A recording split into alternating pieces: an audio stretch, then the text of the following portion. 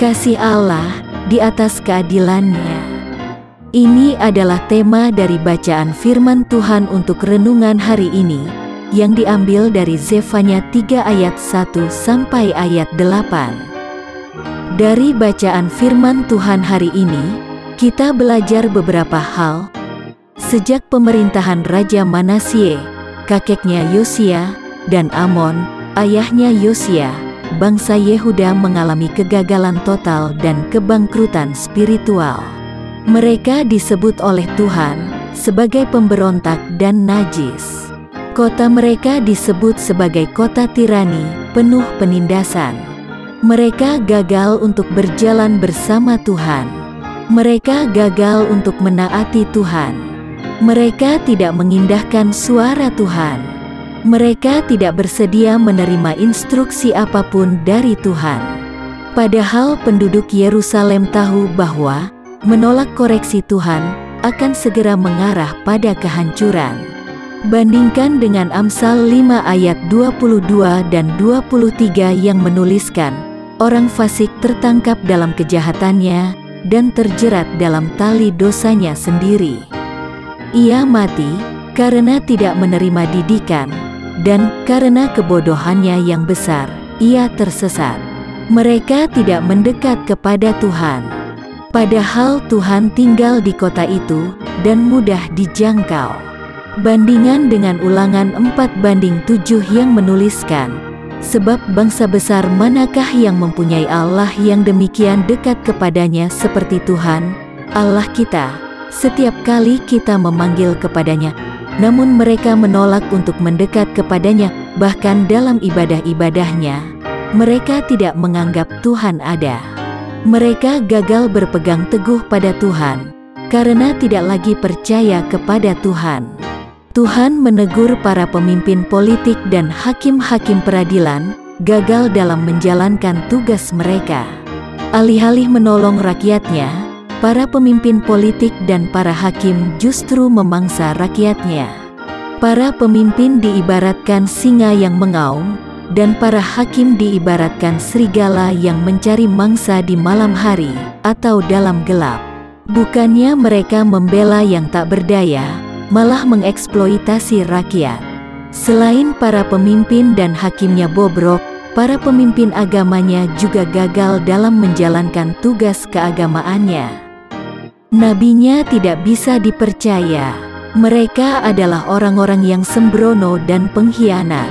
Mereka semuanya berbicara dan melayani atas dasar agenda mereka sendiri. Para imam mempromosikan ketidakmurnian dan mencemarkan tempat kudus Tuhan. Mereka tidak memperdulikan kekudusan dan keagungan Tuhan. Bahkan setelah Tuhan menyatakan keadilannya kepada bangsa-bangsa di sekitar Yehuda, sebagai peringatan kepada Yehuda akan hukuman apa yang terjadi jika mereka menolak Tuhan. Alih-alih belajar dari negara-negara sekitarnya, mereka semakin mendedikasikan diri mereka pada kefasikan.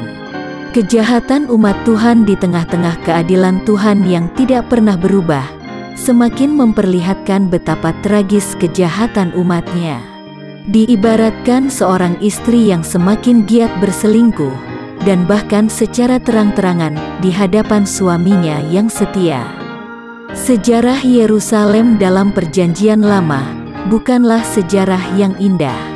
Hanya ada setitik ketaatan dan kesetiaan di tengah-tengah perzinahan dan kekotoran batin yang berkepanjangan. Namun demikian, Allah yang selalu memelihara perjanjian dengan umatnya, tetap benar dan adil dalam menjalankan rencana penebusannya. Memang Tuhan akan melakukan pemurnian, tetapi akan ada berkat yang luar biasa, yaitu ketika Raja Kemuliaan datang kembali untuk memerintah dengan penuh kemenangan di tengah-tengah mereka. Apa pesan Tuhan bagi kita hari ini? Ketika kita hidup di tengah bangsa yang bobrok dengan para pemimpin, hakim dan pemuka agama yang korup, yang hanya mementingkan agendanya sendiri, kita bisa saja terkontaminasi dan menjadi orang yang lupa akan keadilan Allah.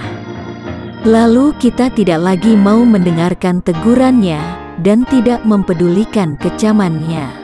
Padahal Tuhan tidak pernah melakukan kelaliman yang bisa membuat kita berhenti percaya padanya.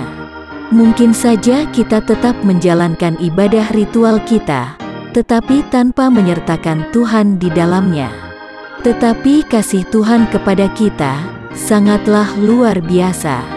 Bahkan ketika kita tidak menyertakan Tuhan dalam setiap aspek kehidupan kita, saat kita tidak lagi percaya kepadanya dan tidak lagi menghadap kepadanya, Tuhan tetap hadir dan ada di dekat kita.